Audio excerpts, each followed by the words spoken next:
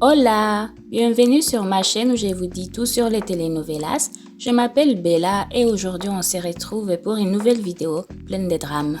Dans cette vidéo, je vais vous présenter 10 méchants de telenovelas, ceux qui avaient toujours un plan machiavélique contre les protagonistes. Si vous n'avez pas regardé la première partie qui concernait les méchantes, vous pouvez aller voir sur ma chaîne ou regarder dans la description de cette vidéo. On adorait détester ces méchants de telenovelas qui nous faisaient hurler devant l'écran à chaque épisode. Alors aujourd'hui, on va voir quels sont devenus ces icônes du mal. Ont-ils rangé leurs griffes ou préparent-ils encore un plan tordu?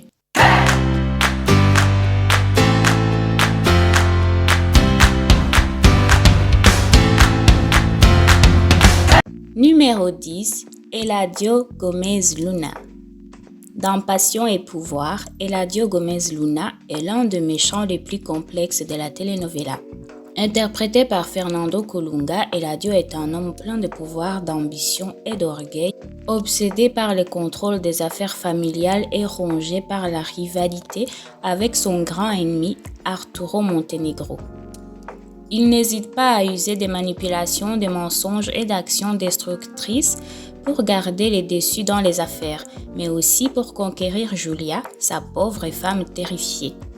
Cette combinaison de passion, de pouvoir et de cruauté en a fait un antagoniste mémorable que le public n'a pas oublié. Fernando Colunga, l'acteur qui incarne ces rôles avec passion, a même gagné un prix TV et Novelas du meilleur méchant de telenovelas. Mais qu'est devenu Fernando Colunga après ses rôles de vilain devenu presque protagoniste à la fin de Passion et pouvoir? Après Passion et pouvoir en 2015, qui a marqué l'une de ses dernières grandes apparitions dans une telenovela, Fernando Colunga a pratiquement mis sa carrière télévisuelle en pause pendant plusieurs années. Il a refusé plusieurs rôles et a exploré d'autres projets loin des telenovelas. Mais ces dernières années, Fernando a progressivement fait son grand retour à l'écran, notamment grâce à des séries dramatiques comme El Maleficio, El Conde Amor y Honor, une série inspirée du conte de Monte Cristo, mais aussi dans Amanecer en 2025 aux côtés de Livia Brito, Catherine Siachok et Daniel Elbitar. Aujourd'hui, Fernando Colunga est considéré comme une légende des telenovelas avec une carrière qui s'étend sur plus de 30 ans, marquée par des rôles cultes dans Maria la del Barrio, Esmeralda, L'Usurpatrice, Soy tu dueña et bien sûr Passion et pouvoir. Numéro 9. Pedro Medina. Dans Les choix de l'amour, Pedro Medina est l'un des méchants les plus marquants de la telenovela. Mari cruel et ambitieux, il use de manipulation, trahison et obsession pour atteindre ses objectifs, n'hésita pas à semer les chaos autour de lui.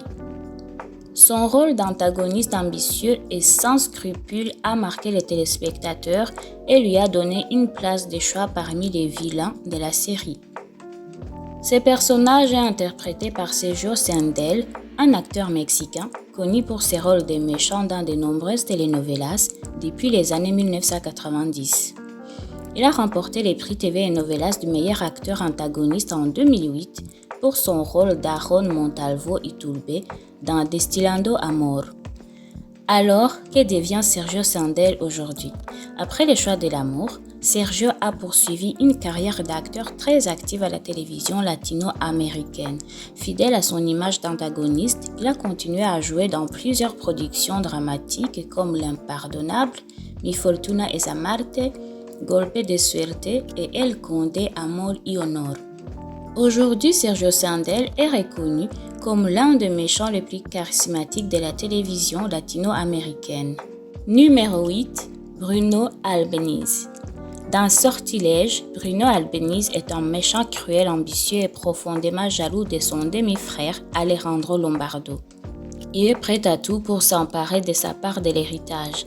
Dès le début de l'histoire, Bruno rejette Alejandro car il est jaloux et envieux de lui, notamment après que leur père choisisse Alejandro comme héritier de la grande entreprise familiale. Alors Bruno monte un plan pervers pour épouser Maria José, une jeune femme innocente. En se faisant passer pour Alejandro, tout cela uniquement pour accéder à la fortune de son frère. Bruno fait du chantage à Maria-José, la menace et la manipule pour qu'elle joue les rôles d'épouse d'Alejandro, la mettant elle et sa famille en danger si elle refuse. Sans oublier le fait qu'il essaie de tuer son demi-frère dans un terrible accident de voiture, bien sûr. Ce rôle de méchant est joué par David Zepeda, un acteur mannequin, chanteur et avocat mexicain, connu pour avoir joué dans plusieurs telenovelas à succès comme Abîme de la Passion, La Force du Destin, Les Trois Visages d'Anna, Par-delà l'amour et plus encore. Mais qu'est devenu David Zepeda après les rôles de Bruno dans Sortilège? Eh bien, il a poursuivi sa carrière d'acteur en jouant dans plusieurs telenovelas, parfois comme un méchant complexe, parfois non. Il a joué notamment dans La Doña, Amar, Por amar sin ley, Los hilos del pasado, un remake du Triomphe de l'amour où il joue les rôles du prêtre Salvador. Numéro 7, Leonardo Montalvo. Dans Terre de Passion, Leonardo Montalvo est l'un des méchants les plus manipulateurs insupportables de la série. Cynique et violent, il épouse d'abord Sofia del Runco. Elle a fait vivre un enfer, puis il épouse sa propre belle-mère Cayetana del Runco, non par amour, mais pour devenir riche et prendre le contrôle du ranch del Runco. Sous une façade d'homme charmant et cultivé se cache un être froid, égoïste et prêt à tout pour satisfaire son ambition, allant même jusqu'à provoquer la mort tragique d'Alma Gallardo.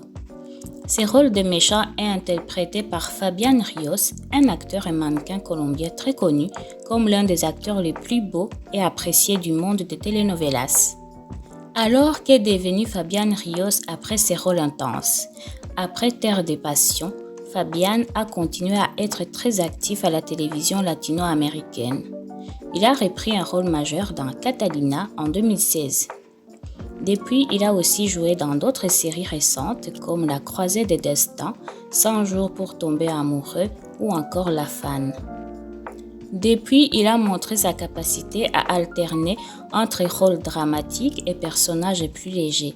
Entre 2024 et 2025, il apparaît même dans des émissions de télé-réalité comme Les 50 en tant que participant et Miss Univers Latina comme jury. Numéro 6. Olegario Marrero, Les Diables. Dans Les Prix du Pardon, Olegario Marrero, surnommé Les Diables, est l'un des méchants les plus redoutables de la série.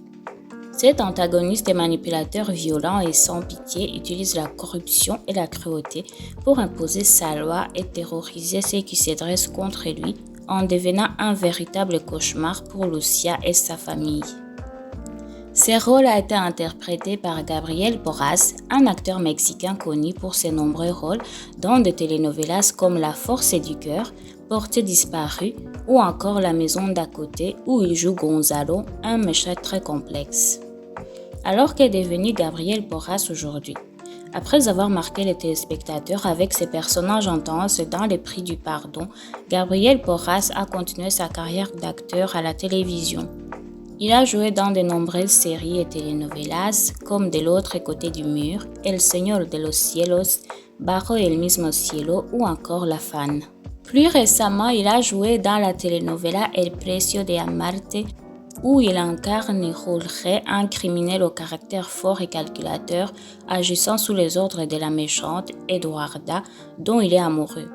Ces rôles marquent les retours de l'acteur aux productions de Televisa. Numéro 5. Bernardo del Castillo. Dans La Force du Cœur, Bernardo del Castillo est l'un des méchants les plus sombres et manipulateurs de la série. Autoritaire, il est prêt à employer tous les moyens, y compris la trahison et la violence pour protéger sa famille et satisfaire ses propres obsessions, même si cela signifie détruire ceux qui l'entourent. Il est le père de Fernanda del Castillo, une autre méchante bien cruelle de la telenovela, et ses machinations font de lui un antagoniste central qui trouble profondément l'intrigue de cette telenovela pleine d'action. Ce personnage est interprété par Manuel Landeta, un acteur mexicain qui a joué dans de nombreuses telenovelas depuis les années 1980. Alors qu'est devenu Manuel Landeta aujourd'hui? Après son rôle marquant dans La Force du Cœur en 2012, Manuel Landeta a continué sa carrière d'acteur à la télévision. Il a joué dans L'Imposture, comme Adrián Ferrer, un homme riche qui cherche la justice pour la femme qu'il aimait. Il a aussi joué dans Les Chemins du Destin, Corazon Indomable, un remake de Marimar, Amor de Barrio, Contigo Si et plus encore. Aujourd'hui, Manuel Landeta est considéré comme une figure expérimentée et respectée du monde des telenovelas, toujours présent à l'écran et apprécié pour sa polyvalence et sa longue carrière dans le genre. Numéro 4, Braulio Padilla. Braulio Padilla est un méchant important dans la telenovela La Doña, produite par Telemundo.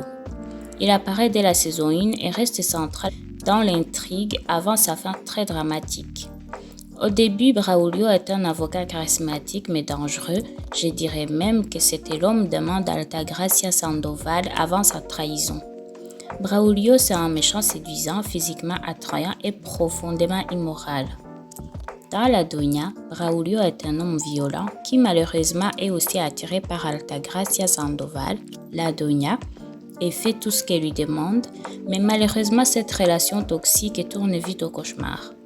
Jusqu'au jour où Braulio est tellement rongé par la vengeance qu'il finit par tuer Monica, la fille d'Altagracia, et ceci va les mener à sa fin tragique. Ce rôle de méchant est joué par José María Galiano, un acteur de cinéma et de télévision espagnol, surtout connu pour ses rôles de Père Tomás dans la telenovela Que te perdone Dios et de Braulio Padilla dans la telenovela La Doña.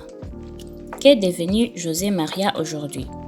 Et bien après La Doña, l'acteur a poursuivi sa carrière en joie dans de nombreuses séries comme Une famille pas si parfaite, Bolivar ou plus récemment dans un rôle de méchant dans La Jefa, un remake de la super série à succès de Telemundo, Señor Acero.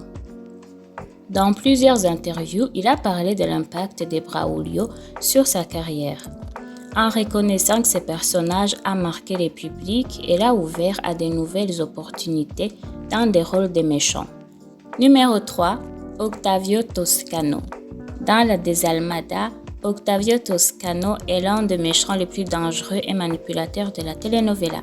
Officiellement un homme charismatique, prospère et reconnu comme un patriarche exemplaire, Octavio ment, trahit et détruit des vies pour satisfaire son obsession du pouvoir et de l'argent, y compris ceux qui lui font confiance comme son fils Raphaël ou encore sa gentille et douce femme Laetitia.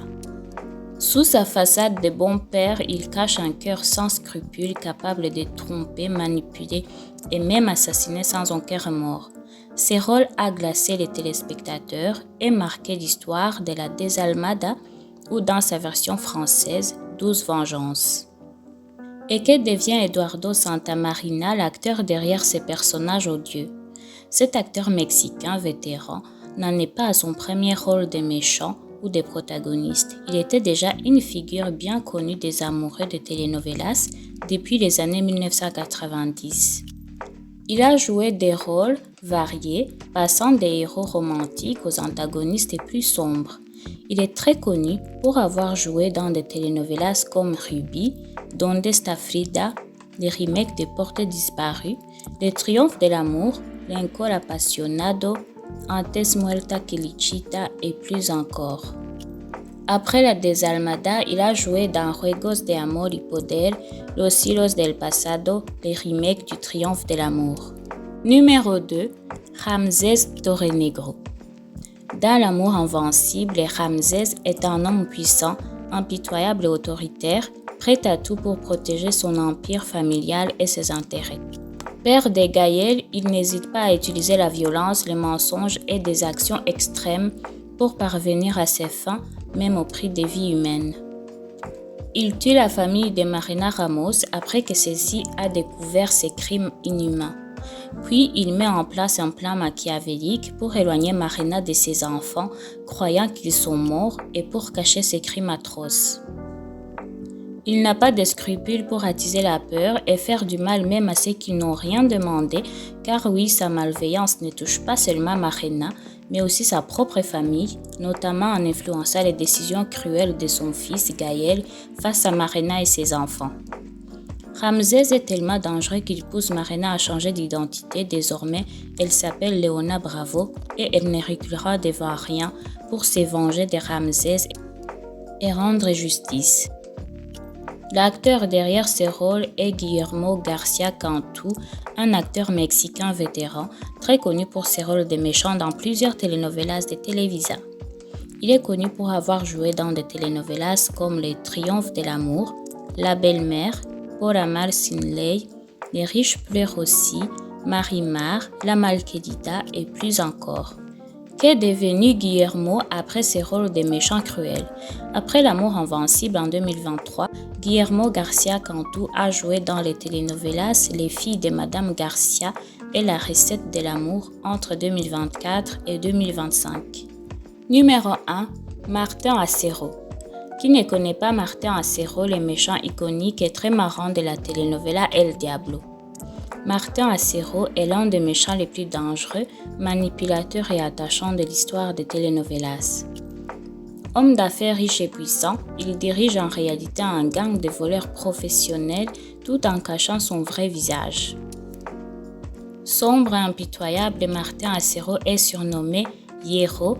Il est sans scrupules, il use du mensonge, du pouvoir et de la trahison pour garder le contrôle de sa vie et de ses affaires et devient une menace constante pour Ángel Salvador, alias El Diablo, qui en réalité est son propre fils. Ce rôle a été interprété par Miguel Varroni, un présentateur de télévision, acteur, réalisateur et directeur colombien-argentin connu dans le monde des telenovelas depuis les années 1980. Depuis El Diablo diffusé entre 2009 et 2010, Miguel Varroni n'a pas cessé de travailler dans les milieux télévisuels latino-américains. Il a enchaîné de nombreux rôles à la télévision, tantôt héros, tantôt antagoniste, et il est aussi devenu réalisateur et producteur en participant à la création et à la direction de plusieurs séries célèbres comme Amour interdit, Betty à New York, Les périls de l'amour et plus encore. Aujourd'hui, Miguel est considéré comme l'une des figures importantes des telenovelas avec une très longue carrière dans les milieux des telenovelas. Aujourd'hui, il continue à apparaître à l'écran mais surtout à travailler derrière la caméra comme réalisateur de plusieurs séries de Telemundo. Miguel Varroni est aussi connu pour d'autres telenovelas comme La maison d'à côté, La force du cœur, La fan et plus encore. Voilà, c'est tout pour aujourd'hui. N'hésitez pas à vous abonner et activer la cloche des notifications pour ne rien rater.